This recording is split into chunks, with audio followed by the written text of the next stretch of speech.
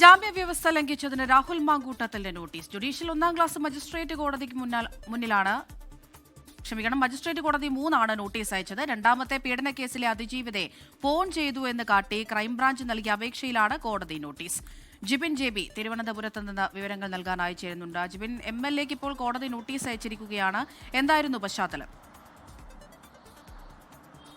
അമൃത, ഈ രാഹുൽ മാങ്കൂട്ടത്തിൽ MLAക്കെതിരായ ബലാത്സംഗ പരാതികളിൽ ഈ 3 കേസിലും MLAക്ക് ജാമ്യം ലഭിച്ചിട്ടുണ്ട്. പക്ഷേ ഈ 3 കേസിലും പ്രധാന ജാമ്യ വ്യവസ്ഥ എന്ന് പറയുന്നത് കേസിലെ അതിജീവിതമാരെ സ്വാധീനിക്കാൻ ചെയ്യരുത്, അല്ലെങ്കിൽ സാക്ഷികളെ സ്വാധീനിക്കാൻ ശ്രമിക്കരുതെന്നുള്ളതാണ് ഒരു പ്രധാന ജാമ്യ വ്യവസ്ഥ എന്ന് പറയുന്നത്. ഇതാണ് ഈ രണ്ടാമത്തെ ബലാത്സംഗ പരാതിയിൽ ഇപ്പോൾ MLA ലംഘിച്ചിരിക്കുന്നത്. കാരണം ഈ മാസം 17-ാം തീയതിയാണ് രാഹുൽ മാങ്കൂട്ടത്തിൽ MLA ഈ അതിജീവിതയെ ഫോണിൽ കൂടി ബന്ധപ്പെടാൻ ശ്രമിച്ചതായി കാണിച്ചുകൊണ്ട് അതിജീവിത പ്രത്യേക അന്വേഷണ സംഘത്തിന് ഒരു പരാതി നൽകിയത്. അന്വേഷണ സംഘം ഇത് വ്യക്തമാക്കിയ ശേഷം അന്വേഷിച്ച് രാഹുൽ മാങ്കൂട്ടത്തിൽ MLA ഫോൺ വിളിക്കാൻ ശ്രമിച്ചിട്ടുണ്ടോ എന്നുള്ളൊരു കാര്യം വ്യക്തമാക്കിയ ശേഷം അത് കോടതിയെ അറിയിക്കുകയായിരുന്നു. അങ്ങനെയാണ് കോടതി ഇപ്പോൾ രാഹുൽ മാങ്കൂട്ടത്തിൽ MLAക്ക് നോട്ടീസ് അയച്ചിരിക്കുന്നത്. ഈ മാസം 28-ാം തീയതി MLAയോ അല്ലെങ്കിൽ അഭിഭാഷകനോ കോടതിയിൽ നേരിട്ട് ഹാജരാകണമെന്നുള്ളതാണ് ഇപ്പോൾ ഈ അയച്ചിരിക്കുന്ന കത്തിൽ പറയുന്നത്. അതാണ് ഈ SIT, അതായത് പ്രത്യേക അന്വേഷണ സംഘം പറയുന്ന ഒരു പ്രധാന കാര്യമെന്ന് പറയുന്നത്.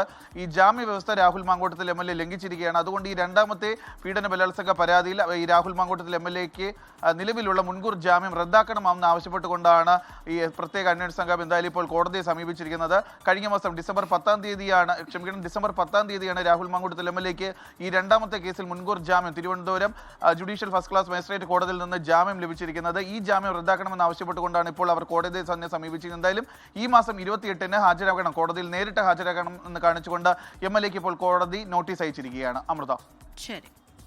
ജിബിൻ ജെബിയാണ് വിവരങ്ങൾ നൽകിയത്.